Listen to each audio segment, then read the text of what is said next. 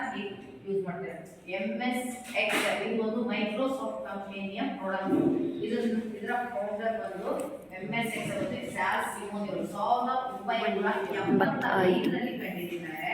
So ಇದರಲ್ಲಿ ಏನಪ್ಪ ಇದೆ ಅಂದ್ರೆ ಇದನ್ನ excel is an spreadsheet package software. ಇದನ್ನ ಸ್ಟ್ಯಾಟಿಸ್ಟಿಕಲ್ ಮ್ಯಾಥಮೆಟಿಕಲ್ ಪರ್ಪಸಸ್ ಆಗಿ ಈ ಒಂದು ಸಾಫ್ಟ್ವೇರ್ ಅನ್ನು ಯೂಸ್ ಮಾಡ್ತೀವಿ. ಇದಕ್ಕೆ ಫಾರ್ಮುಲಾಗಳನ್ನ ಅಪ್ಲೈ ಮಾಡಿ ನಮಗೆ ಬೇಕಾದನ್ನ MS ವರ್ಡ್ ಅಲ್ಲಿ ನಾವು ಟೈಪಿಂಗ್ ಮಾಡ್ತೀವಿ. ಟೈಪಿಂಗ್ ಮಾಡಿ ನಾವು ಡಾಟಾವನ್ನ ರೆಡಿ ಮಾಡ್ಕೊತೀವಿ, ಫೈಲ್ಸ್ ಗಳನ್ನ ರೆಡಿ ಮಾಡ್ಕೊತೀವಿ. ಆದ್ರೆ MS Excel ಅಂತ ಬಂದಾಗ ಇದರಲ್ಲಿ ನಾವು ಏನ್ ಮಾಡ್ತೀವಪ್ಪ, ಫೈಲ್ಸ್ ಗಳನ್ನ ನಮಗೆ ಬೇಕಾದನ್ನ ಇನ್ಫಾರ್ಮೇಶನ್ ಅನ್ನ ತಗೊಳ್ಳಿ ನಾವು ಫಾರ್ಮುಲಾಗಳನ್ನ ಯೂಸ್ ಮಾಡ್ತೀವಿ. ಸ್ಟ್ಯಾಟಿಸ್ಟಿಕಲ್ ಅಂಡ್ ಮ್ಯಾಥಮೆಟಿಕಲ್ ಪರ್ಪಸಸ್ ಆಗಿ ಯೂಸ್ ಮಾಡುವಂತ ಸಾಫ್ಟ್ವೇರ್. ಸೊ ಇದರಲ್ಲಿ ನಾವು ನಿನ್ನೆ ರೋಸ್ ಎಷ್ಟಿತ್ತು, ಕಾಲಮ್ 10,48,506 ಇದೆ. ಅದೇ ರೋಸ್ 16,384 ಅಂತ ಇದೆ. ಸೊ ಈ ರೋಸ್ ಮತ್ತೆ ಸೆಲ್ ಬಂದು 17 ಬಿಲಿಯನ್ 17 ಕೋಟಿ 17 ಲಕ್ಷದ 17,154 ಇದೆ ಆಯ್ತಾ ಸೆಲ್ ಆ ಒಂದು ಎಕ್ಸೆಲ್ ಶೀಟ್ ನಲ್ಲಿ. ಅದೇ ನಿಮಗೆ ಗೂಗಲ್ ಶೀಟ್ ಅಂತ ಬರುತ್ತೆ. ಇವಾಗ ಜಾಸ್ತಿ ಅಪ್ಲೋಡ್ ಮಾಡೋದು ಕಂಪನಿಗಳಲ್ಲಿ ಗೂಗಲ್ ಶೀಟ್ ಅಲ್ಲಿ. ಲಾಸ್ಟ್ ಆಗಿ ತೋರಿಸ್ತೀನಿ ಗೂಗಲ್ ಶೀಟ್ ಅಲ್ಲಿ 26 column plus rows. 1 million ಅಷ್ಟು 10 million cells ಇದೆ ಆಯ್ತಾ. ನೆಕ್ಸ್ಟ್ ಬಂದು ನಿಮಗೆ MS Excel ಅಲ್ಲಿ ನಾವು ಕಲಿತ ಆಫೀಸ್ ಬಟನ್ ಫಸ್ಟ್ ಓಪನ್ ಆದಾಗ ಕಂಟೆಂಟ್ ಏನೇನು ಕಾಣಿಸ್ತಪ್ಪ ಅದರ ಮೇಲ್ಗಡೆ ಟೈಟಲ್ ಬಾರ್ ಪಕ್ಕದಲ್ಲಿ ಕ್ವಿಕ್ ಆಕ್ಸೆಸ್ ಟೂಲ್ ಬಾರ್, ಹಾಗೆ minimise button, maximise button, close button ಇರುತ್ತೆ. ಅದಾದ ತಕ್ಷಣ ರಿಬನ್ಸ್ ಬರುತ್ತೆ, ನೆಕ್ಸ್ಟ್ ಟ್ಯಾಬ್ಸ್ ಗಳು ಬರ್ತವೆ, ನೆಕ್ಸ್ಟ್ ನೇಮ್ ಬಾಕ್ಸ್ ಬರುತ್ತೆ, ಫಾರ್ಮುಲಾ ಬಾರ್ ಬರುತ್ತೆ, 2 ರೂಲರ್ ಇರುತ್ತೆ, ಮತ್ತೆ ಸ್ಕ್ರೋಲರ್ 2 ಇರುತ್ತೆ, ಆಮೇಲೆ ಸ್ಪ್ರೆಡ್ ಶೀಟ್ ಇರುತ್ತೆ, ಕೆಳಗಡೆ ಸ್ಟೇಟಸ್ ಬಾರ್ ಇರುತ್ತೆ. ಸೊ ಇದಾದ್ಮೇಲೆ ನೀವು ನೋಡಿದ್ದು ಆಫೀಸ್ ಬಟನ್ ಅಲ್ಲಿ ಸೇವ್ ಅಂದ್ರೆ ಫೈಲ್ ಅನ್ನ ಸೇವ್ ಮಾಡಕ್ಕೆ ಬಳಸೋದು. ಕಂಟ್ರೋಲ್ S ಇಲ್ಲಿ ಸೇವ್ ಮಾಡಿದ್ರೆ ಡಾಕ್ಯುಮೆಂಟ್ಸ್ ಅಥವಾ ಡೌನ್ಲೋಡ್ಸ್ ಅಲ್ಲಿ ಒಮ್ಮೊಮ್ಮೆ ಹೋಗಿ ಸೇವ್ ಆಗುತ್ತೆ. ಸೊ ನೆಕ್ಸ್ಟ್ ಸೇವ್ ಆಸ್ ನಮ್ಮದೇ ಆದ ಫೋಲ್ಡರ್ ಅಲ್ಲಿ ನಾವು ಫೈಲ್ ಅನ್ನ ಸೇವ್ ಮಾಡಲಿಕ್ಕೆ ಸೇವ್ ಆಸ್ ಅನ್ನು ಬಳಸ್ತೀವಿ. ಸೇವ್ ಆಸ್ ಅನ್ನು ಬಳಸೋದ್ರಿಂದ ನಮ್ಮದೇ ಆದ ಫೋಲ್ಡರ್ ಅಲ್ಲಿ ನಾವು ಫೈಲ್ ಅನ್ನ ನಾವು ಹೆಸರು ಕೊಟ್ಟು ಸೇವ್ ಮಾಡ್ಕೋಬಹುದು. ಇದಕ್ಕೆ ಶಾರ್ಟ್ ಕಟ್ ಕೀ ಬಂದು F12. ನೆಕ್ಸ್ಟ್ ಓಪನ್, ನಿನ್ನೆ ಮಾಡಿಟ್ಟಂತ ಫೈಲ್ ಅನ್ನ ಓಪನ್ ಮಾಡಲಿಕ್ಕೆ ಓಪನ್ ಅನ್ನ ಬಳಸ್ತೀವಿ. ಇದಕ್ಕೆ ಶಾರ್ಟ್ ಕಟ್ ಕೀ ಬಂದು O, ಕಂಟ್ರೋಲ್ O. ನೆಕ್ಸ್ಟ್ ನೀವು ಅಂದ್ರೆ ಹೊಸ ಪೇಜ್ ಅನ್ನ ತಗೋದು, ಇನ್ನೊಂದು ಎಕ್ಸೆಲ್ ಶೀಟ್ ಅನ್ನ ತಗೋಬೇಕಂದ್ರೆ ಕಂಟ್ರೋಲ್ N ಅಂತ ಪ್ರೆಸ್ ಮಾಡ್ತೀವಿ, ನ್ಯೂ ಅಂತ ಬರುತ್ತೆ. ಅದಾದ್ಮೇಲೆ ರೀಸೆಂಟ್ ಆಗಿರುವಂತ ಫೈಲ್ಸ್ ಗಳು ತೋರಿಸುತ್ತೆ. ಹಾಗೆ ನಿಮಗೆ ಪ್ರಿಂಟ್ ಬಂದು ಕಂಟ್ರೋಲ್ P ಪ್ರಿಂಟ್ ಮಾಡಿದೆ. ಸೊ ಪ್ರಿಂಟ್ ಅಲ್ಲಿ ನಿಮಗೆ ಹೇಗೆ MS ವರ್ಡ್ ಅಲ್ಲಿ ಏನೇನು ಆಪ್ಷನ್ಸ್ ಗಳಿತ್ತು ಸೇಮ್ ಎಕ್ಸೆಲ್ ಅಲ್ಲಿ ಆಪ್ಷನ್ ಗಳು ಬರ್ತವೆ. ನೆಕ್ಸ್ಟ್ ಕ್ಲೋಸ್ ಅಂದ್ರೆ ವಿಂಡೋ ಕ್ಲೋಸ್ ಆಗುತ್ತೆ, ಕಂಟ್ರೋಲ್ W ಅಂದ್ರೆ ಅದೇ ರೀತಿಯಾಗಿ ಎಕ್ಸಿಟ್ ಆಗಬಹುದು ನೀವು MS Excel ಇಂದ Alt W ಅನ್ನ ಪ್ರೆಸ್ ಮಾಡೋದ್ರ ಮೂಲಕ. ನೆಕ್ಸ್ಟ್ ಬಂದು ಹೋಮ್ ಮೆನು ಅಲ್ಲಿ ನಿಮಗೆ ಬರುವಂತದ್ದು ಕಟ್ ಕಾಪಿ ಪೇಸ್ಟ್ ಗಳನ್ನ ಯಾವ ರೀತಿಯಾಗಿ ಮಾಡಬೇಕು, ಇದನ್ನು 3 ಮೆಥಡ್ ಅಲ್ಲಿ ಮಾಡಬಹುದು.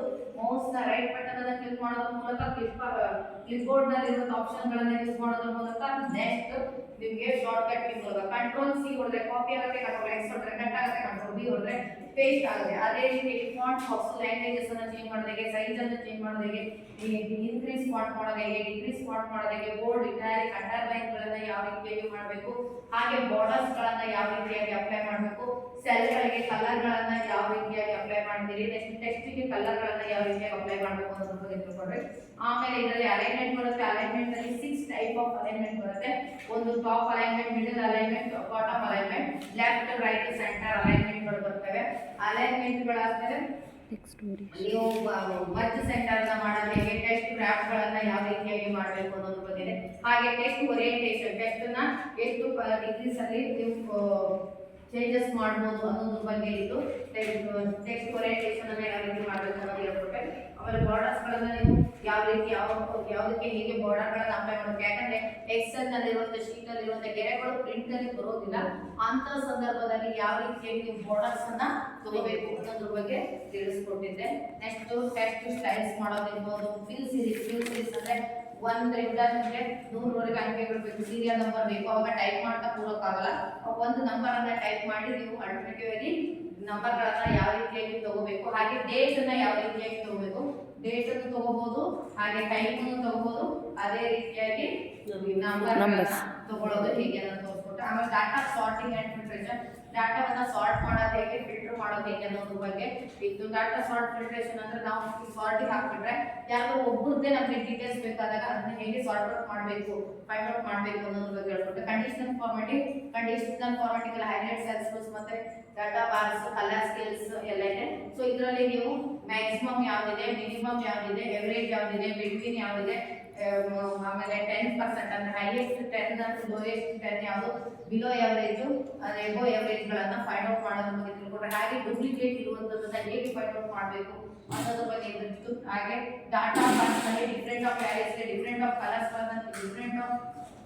ಹೇಗೆ ಅಪ್ಲೈ ಮಾಡಬೇಕು, ಲೋಯೆಸ್ಟ್ ಅನ್ನ ಹೇಗೆ ಫೈಂಡ್ ಔಟ್ ಮಾಡಬೇಕು, ಹಾಗೆ ಕಲರ್ ಸ್ಕೇಲ್ಸ್ ಅಲ್ಲಿ ಡಿಫರೆಂಟ್ ಆಫ್ ವ್ಯಾಲ್ಯೂಸ್ ಗೆ ಡಿಫರೆಂಟ್ ಆಫ್ ಕಲರ್ಸ್ ಗಳನ್ನ ಯಾವ ರೀತಿ ಅಪ್ಲೈ ಮಾಡಬೇಕು, ಆಮೇಲೆ ಐಕಾನ್ ಸೆಟ್ ಗಳನ್ನ ಯಾವ ರೀತಿ ಮಾಡಬೇಕು ಅನ್ನೋದ್ರ ಬಗ್ಗೆ ತಿಳ್ಕೊಂಡ್ವಿ. ಅದಾದ್ಮೇಲೆ ಫಾರ್ಮ್ಯಾಟ್ ಟೇಬಲ್, ಫಾರ್ಮ್ಯಾಟ್ ಸೆಲ್, ಆಮೇಲೆ ನಿಮಗೆ ಫಾರ್ಮ್ಯಾಟ್ ಟೇಬಲ್ ಮೀನ್ಸ್ ಅದರಲ್ಲಿ ನೀವು ಸಾರ್ಟ್ ಔಟ್ ಅನ್ನ ಈಸಿಯಾಗಿ ಮಾಡ್ಕೋಬಹುದು, ಮತ್ತೆ ಟೇಬಲ್ ಗೆ ಡೈರೆಕ್ಟ್ ಆಗಿ ನೀವು ಬಾರ್ಡರ್ ಗಳನ್ನ ಅಪ್ಲೈ ಮಾಡ್ಕೋಬಹುದು. ಹಾಗೆ ಸೆಲ್ ಅಂದ್ರೆ ಫಾರ್ವರ್ಡ್ ಸೆಲ್ ಮೀನ್ಸ್ ಒಂದೊಂದು ಸೆಲ್ಗೂ ಕೂಡ ಡಿಸೈನ್ ಗಳನ್ನ ಅಪ್ಲೈ ಮಾಡಲಿಕ್ಕೆ ಯೂಸ್ ಮಾಡುವಂತದ್ದು. ನೆಕ್ಸ್ಟ್ ಇನ್ಸರ್ಟ್ ಮಾಡೋದು, ಇನ್ಸರ್ಟ್ ಅಲ್ಲಿ ಸೆಲ್ ಇನ್ಸರ್ಟ್ ಮಾಡ್ಕೋಬಹುದು, ರೋ ಇನ್ಸರ್ಟ್ ಮಾಡ್ಕೋಬಹುದು, ಕಾಲಮ್ ಇನ್ಸರ್ಟ್ ಮಾಡ್ಕೋಬಹುದು, ಹಾಗೆ ಶೀಟ್ ಅನ್ನ ಇನ್ಸರ್ಟ್ ಮಾಡ್ಕೋಬಹುದು. ಡಿಲೀಟ್ ಅಲ್ಲಿ ಹಾಗೆ ಶೀಟ್ ಅನ್ನ ಡಿಲೀಟ್ ಮಾಡಬಹುದು, ಸೆಲ್ ಅನ್ನ ಡಿಲೀಟ್ ಮಾಡಬಹುದು, ಕಾಲಮ್ ರೋಸ್ ಗಳನ್ನ ಡಿಲೀಟ್ ಮಾಡಬಹುದು.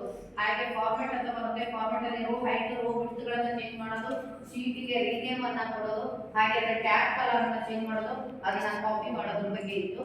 ಅದಾದ್ಮೇಲೆ ನೆಕ್ಸ್ಟ್ ನೀವು ಪಿವೋಟ್ ಟೇಬಲ್ ನೋಡಿದ್ರಿ. ಪಿವೋಟ್ ಟೇಬಲ್ ಅಂದ್ರೆ ಟೇಬಲ್ ಆಫ್ ಕಂಟೆಂಟ್ ಅನ್ನ ಹೇಗೆ ಸರ್ಚ್ ಮಾಡಬೇಕು, ಆ ಟೇಬಲ್ ಆಫ್ ಕಂಟೆಂಟ್ ಅನ್ನ ಯಾವ ರೀತಿ ಹೇಗೆ ಸರ್ಚ್ ಮಾಡ್ತೀವಿ, ಆ ಸರ್ಚ್ ಮಾಡಿದ್ದನ್ನ ಹೇಗೆ ನಾವು ಸಾರ್ಟ್ ಔಟ್ ಮಾಡಬೇಕು, ಅದರಲ್ಲಿ ಹೇಗೆ ನಾವು ಸಾರ್ಟ್ ಅಂಡ್ ಫಿಲ್ಟ್ರೇಷನ್ ಅನ್ನ ಅಪ್ಲೈ ಮಾಡಿ ಚೆಕ್ ಮಾಡಬೇಕು ಅನ್ನೋದ್ರ ಬಗ್ಗೆ ಇತ್ತು. ಅದು ತಿಳ್ಕೊಂಡು ಅದಾದ್ಮೇಲೆ ಟೇಬಲ್ ಅಲ್ಲಿ ಇರೋದನ್ನ ಚಾರ್ಟ್ ಆಗಿ ಹೇಗೆ ಕನ್ವರ್ಟ್ ಮಾಡಬೇಕು ಅನ್ನೋದ್ರ ಬಗ್ಗೆ ತಿಳ್ಕೊಬೇಕು. ಟೇಬಲ್ ಗಳನ್ನ ಯಾವ ರೀತಿಯಾಗಿ ಅಪ್ಲೈ ಮಾಡ್ಕೋಬೇಕು ಅನ್ನೋದು ತಿಳ್ಕೊಂಡ್ರಿ. ಫೀಚರ್ಸ್ ಗಳನ್ನ ತಗೊಳ್ಳೋದು, ಶೇಪ್ ಅನ್ನ ತಗೊಳ್ಳೋದು, ಸ್ಮಾರ್ಟ್ ಆರ್ಟ್ ಗಳನ್ನ ತಗೊಳ್ಳೋದು, ಹೈಪರ್ ಲಿಂಕ್ ಗಳನ್ನ ಯಾವ ರೀತಿಯಾಗಿ ಯೂಸ್ ಮಾಡ್ತೀವಿ ಅನ್ನೋದನ್ನ ನೋಡಿದ್ವಿ. ಅದಾದ್ಮೇಲೆ ಹೆಡರ್ ಅಂಡ್ ಫುಟರ್ ಅನ್ನ ಹೇಗೆ ಅಪ್ಲೈ ಮಾಡಬೇಕು, ಹೆಡರ್ ಅಂಡ್ ಫುಟರ್ ಅನ್ನ ಯಾವ ರೀತಿಯಾಗಿ ಅಪ್ಲೈ ಮಾಡ್ತೀವಿ ಅನ್ನೋದ್ರ ಬಗ್ಗೆ ನಿನ್ನೆ ತರಗತಿಯಲ್ಲಿ ತಿಳ್ಕೊ. ಅದೇ ರೀತಿ ಮತ್ತೆ ಎರಡನೇ ಸೆಕ್ಷನ್ ಅಲ್ಲಿ ಫಾರ್ಮುಲಾಗಳನ್ನ ಯೂಸ್ ಮಾಡೋದು ಹೇಗೆ, sum, average, maximum, minimum, column, count numbers ಗಳನ್ನ ಯಾವ ರೀತಿ ಫಾರ್ಮುಲಾ ಅಪ್ಲೈ ಮಾಡಬೇಕು ಅಂತ, ಸಮ್ ಅನ್ನ ಕಂಡುಹಿಡಿಯಲಿಕ್ಕೆ 4 ಮೆಥಡ್ ಗಳನ್ನ ಯೂಸ್ ಮಾಡ್ತೀವಿ. ಒಂದು ಸಮ್ ಫಾರ್ಮುಲಾವನ್ನು ಯೂಸ್ ಮಾಡೋದ್ರ ಮೂಲಕ, ಇನ್ನೊಂದು ಎಲ್ಲವನ್ನ ಪ್ಲಸ್ ಮಾಡೋದ್ರ ಮೂಲಕ, ಇನ್ನೊಂದು ಸಿಗ್ಮಾ ಫಾರ್ಮುಲಾ ಯೂಸ್ ಮಾಡೋದ್ರ ಮೂಲಕ, ಇನ್ನೊಂದು ಶಾರ್ಟ್ ಕಟ್ ಮೂಲಕ ಸಮ್ ಮಾಡಬಹುದು. ಹಾಗೆ ಮ್ಯಾಕ್ಸಿಮಮ್, ಮಿನಿಮಮ್, ಕೌಂಟ್ ನಂಬರ್ಸ್ ಇವುಗಳನ್ನೆಲ್ಲ 2 ಮೆಥಡ್ಸ್ ಅಲ್ಲಿ ಹೇಗೆ ಮಾಡಬೇಕು ಅನ್ನೋದ್ರ ಬಗ್ಗೆ ನಿನ್ನೆ ಒಂದು ತರಗತಿ ಇತ್ತು. ಅದಾದ್ಮೇಲೆ ಡೇಟ್ ಚೇಂಜ್ ಟು ಡೇ, ಯಾವ ಡೇಟ್ ಇದ್ರೆ ಅದನ್ನ ಡೇ ಆಗಿ ಹೇಗೆ ಕನ್ವರ್ಟ್ ಮಾಡ್ಕೋಬೇಕು ಅನ್ನೋದ್ರ ಬಗ್ಗೆ ಇತ್ತು. ನೆಟ್ ವರ್ಕಿಂಗ್ ಡೇಸ್ ಫಾರ್ಮುಲಾ ಅಂದ್ರೆ ನಾವೀಗ ಯಾವಾಗಲಾದ್ರೂ ಎಕ್ಸ್ಪೀರಿಯನ್ಸ್ ಸರ್ಟಿಫಿಕೇಟ್ ನೋಡುವಾಗ ಅವ್ರು ಎಷ್ಟು ದಿನ ಅಲ್ಲಿ ವರ್ಕ್ ಮಾಡಿದ್ದಾರೆ ಅಂತ ಕ್ಯಾಲ್ಕುಲೇಷನ್ ಹಾಕ್ಬೇಕಾಗುತ್ತೆ. ಈಗ ನಮಗೆ ಸಂಡೇ ಎಲ್ಲ ನಾವು ಕ್ಯಾಲೆಂಡರ್ ಇಟ್ಕೊಂಡು ಸಂಡೇ ಎಲ್ಲ ಕಳೆದು ಲೆಕ್ಕ ಹಾಕ್ಲಿಕ್ಕೆ ತುಂಬಾ ಕಷ್ಟ ಆಗುತ್ತೆ. ಆದ್ರೆ ಆ ಫಾರ್ಮುಲಾವನ್ನು ಯೂಸ್ ಮಾಡೋದ್ರ ಮೂಲಕ ಅದು ಸಂಡೇ ಎಲ್ಲ ಕ್ಯಾನ್ಸಲೇಷನ್ ಮಾಡಿ ಉಳಿದ ಡೇಸ್ ಅನ್ನ ನಿಮ್ಗೆ ಲೆಕ್ಕ ಹಾಕಿ ಕೊಡೋದು, ಎಷ್ಟು ದಿನ ವರ್ಕ್ ಮಾಡಿದ್ದಾರೆ ಅಂತ. ಅದಾದ್ಮೇಲೆ ಕಂಬೈನ್ ಟೆಸ್ಟ್, ಸಪ್ರೇಟ್ ಕೆಲವೊಂದು ಏನ್ ಮಾಡ್ತಾರೆ, ಉತ್ತರ ಕರ್ನಾಟಕ ಅಂತ ಬಂದ್ರೆ ಅಲ್ಲಿ ಏನ್ ಮಾಡ್ತಾರೆ ಅಂದ್ರೆ ಸರ್ನೇಮ್ಗಳಿರುತ್ತೆ, ಅವ್ರಿಗೆ ಒಂದು ಮನೆತನಕ್ಕೆ ಹೆಸರು ಇರುತ್ತೆ. ನೀವು ಹೋಗಿ ಊರಿಗೆ ಹೋಗಿ ಅವ್ರ ಹೆಸರನ್ನ ಕರೆದ್ರೆ ಯಾರು ಕೂಡ ಆ ಹೆಸರನ್ನ ಹೇಳೋದಿಲ್ಲ. ಈಗ ಪವನ್ ಕುಮಾರ್ ಅಂದ್ರೆ ಯಾರು ಹೇಳೋದಿಲ್ಲ, ಪವನ್ ಕುಮಾರ್ ಮನೆತನಕ್ಕೆ ಒಂದು ಹೆಸರು ಇರುತ್ತೆ. ಸೊ ಆ ಹೆಸರನ್ನ ಸರ್ನೇಮ್ ಅಂತ ಹೇಳ್ತಾರೆ. ಅವಾಗ ಏನ್ ಮಾಡ್ತಾರೆ ಅಂದ್ರೆ ಎಂಟ್ರಿ ಮಾಡುವಾಗ ಕೂಡ ಡಾಟಾವನ್ನ ಹೆಸರು ಹಾಕ್ತಾರೆ, ಸರ್ನೇಮ್ ಹಾಕ್ತಾರೆ, ಆಮೇಲೆ ಅವರ ಅಡ್ರೆಸ್ ಗಳನ್ನ ಫಿಲ್ ಮಾಡ್ತಾರೆ. ನಮಗೆ ಕೆಲವೊಂದ್ಸತಿ ಆ ಫುಲ್ ಇದು ಕಂಬೈನ್ ಆಗ್ಬೇಕಿರುತ್ತೆ. ಸೊ ಅಂತ ಸಂದರ್ಭದಲ್ಲಿ ನಾವು ಹೇಗೆ ಕಂಬೈನ್ ಮಾಡ್ಬೇಕು ಆ ಟೆಸ್ಟ್ ಗಳನ್ನ ಅನ್ನೋದ್ರ ಬಗ್ಗೆ ಕಂಬೈನ್ ಟೆಸ್ಟ್ ಅಲ್ಲಿ ತಿಳ್ಕೊಂಡ್ವಿ. ಅದಾದ್ಮೇಲೆ ಸಮ್ ಇಫ್, ಕೌಂಟ್ ಇಫ್ ಅನ್ನ ನಿಮ್ಗೆ ನಾನು ಮಾಡ್ಲಿಕ್ಕೆ ಕೊಟ್ಟಿದ್ದೆ, ನಾನು ಮಾಡಿದ ಅದನ್ನ ನೀವು ಮಾಡಿ ಫೈಂಡ್ ಔಟ್ ಮಾಡ್ಕೋಬಹುದು ಅಂತ ಕೊಟ್ಟಿದ್ದೆ.